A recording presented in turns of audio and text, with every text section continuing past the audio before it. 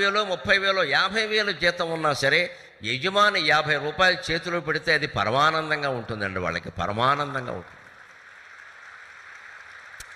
మా సారు ఎప్పుడు దిగినా 50 రూపాయలు చేతిలో పెడతారు అని ఇంటికి వెళ్ళి వాళ్ళ ఆవిడికి చెప్తాడు. ఆవిడెంత ఆనందిస్తుందండి. దీంట్లో మనకు పోయేది ఏమిటి? రోజుకో 50 రూపాయలు చొప్పున దానం చేసినా 1500 కాలేదే. మనం సంపాదించే లక్షల్లో ఇదెంత? పైగా ఇవ్వవలసిన దానం అంతా వాళ్ళకే కదా. ఉన్నవాళ్ళకి ఇస్తారేమిటండి? పట్టుకెళ్ళి ఉన్నవాడికి ఎందుకండి? దాతవ్యమితి యద్దానం దీజతే అనుపకారిణి అని భగవద్గీతలోనే చెబుతాడు.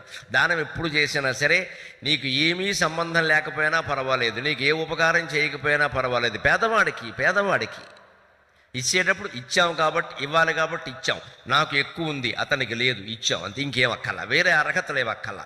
ఇచ్చేవాడికి ఉంటే చాలు, పుచ్చుకునేవాడికి దాని అవసరం ఉంటే చాలు, ఇవ్వచ్చు. అవసరం